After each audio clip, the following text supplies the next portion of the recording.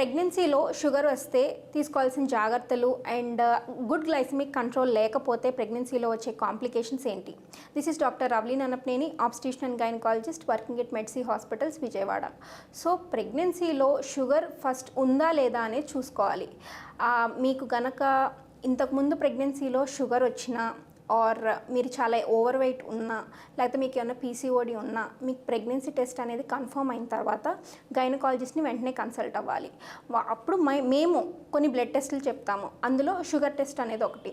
So ఆ sugar test ఎట్లా చేసుకోవాలంటే 75 గ్రామ్ గ్లూకోజ్ని 300 ml వాటర్లో కలుపుకొని తాగేసి వచ్చి 2 hours తర్వాత బ్లడ్ టెస్ట్ ఇవ్వాలి. ఆ బ్లడ్ టెస్ట్లో కనుక మోర్ దెన్ 140 బ్లడ్ షుగర్ ఉంటే కనుక మీకు ఇంపేర్డ్ గ్లూకోజ్ టాలరెన్స్ ఉందని అర్థం. అది మోర్ దెన్ 200 ఉంటే కనుక డయాబెటిక్, మీరు జెస్టేషనల్ డయాబెటీస్ మెలిటస్తో సఫర్ అవుతున్నారనేది మేము చెప్తాం. సో ఆ డయాబెటిక్ మదర్స్ కొన్ని జాగ్రత్తలు తీసుకోవాల్సిన అవసరం ఉంటుంది. అవి ఏమేంటి అంటే, ఎక్కువ గ్లైసెమిక్ ఇండెక్స్ ఉన్న ఫుడ్స్ తీసుకోవడం అనేది అవాయిడ్ చేయాలి ప్రెగ్నెన్సీలో. గ్లైసెమిక్ ఇండెక్స్ ఎక్కువ ఉన్న ఫుడ్స్ ఏమేంటి అంటే వైట్స్, ఏదైనా ఫుడ్లో వైట్ కంటెంట్ మీకు కనిపిస్తుంది అంటే ఆ ఫుడ్ అవాయిడ్ చేయడం అనేది బెటర్.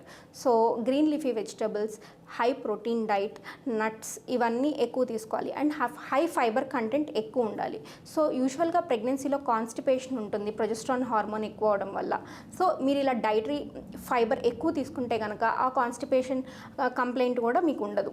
డయాబెటీస్ అని మిమ్మల్ని లేబుల్ చేసిన తర్వాత డయాబెటాలజిస్ట్ని కన్సల్ట్ అవ్వాలి. ఆ డయాబెటీస్ ఏ రేంజ్లో ఉందో చూసుకొని వాళ్ళు ఇన్సులిన్ బాగుంటుందా లేకపోతే మీకు ట్యాబ్లెట్స్తో డయాబెటీస్ అనేది కంట్రోల్ అవుతుందా అనేది చూసి దాన్ని బట్టి మీకు ట్యాబ్లెట్స్ ఆర్ ఇన్సులిన్ పెడతారు.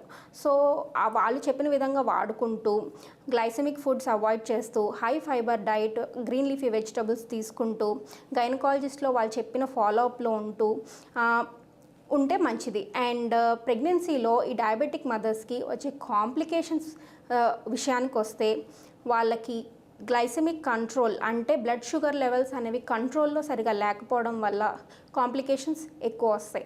అందులో ఫస్ట్ది బేబీ వెయిట్ ఎక్కువ పెరిగిపోతుంది.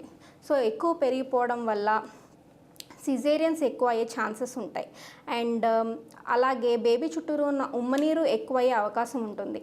సో దానివల్ల కూడా కాంప్లికేషన్స్ ఉంటాయి. అండ్ ఈ ఉమ్మనీరు అనేది పెరగడం వల్ల బేబీ మూమెంట్ సరిగా తెలియకపోవడం అండ్ షుగర్ కంట్రోల్ లేకపోవడం వల్ల సడన్గా బేబీ కడుపులో చనిపోయే అవకాశాలు ఎక్కువ ఉంటాయి. అండ్ ఇంకా సిజేరియన్ అవ్వడం వల్ల బ్లడ్ లాస్ ఎక్కువయ్యే అవకాశం ఉంటుంది. ఆ బ్లడ్ లాస్ని మనం కాంపెన్సేట్ చేయడానికి బ్లడ్ ట్రాన్స్ఫ్యూషన్ ఇవ్వాల్సి వస్తుంది.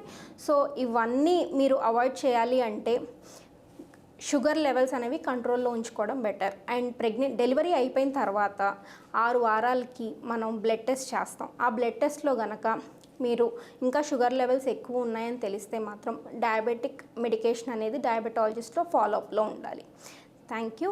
మీకు కనుక నేను చెప్పిన ఇన్ఫర్మేషన్ నచ్చినట్టయితే అండ్ ఇలాంటి వాటి గురించి మోర్ ఇన్ఫర్మేషన్ మీరు తెలుసుకోవాలనుకుంటే ఇక్కడ విజయవాడ మెడ్సీ హాస్పిటల్స్లో నేను అవైలబుల్గా ఉంటాను. కింద స్క్రోల్ అవుతున్న నెంబర్స్కి కాల్ చేసి అపాయింట్మెంట్ తీసుకోండి. Thank you.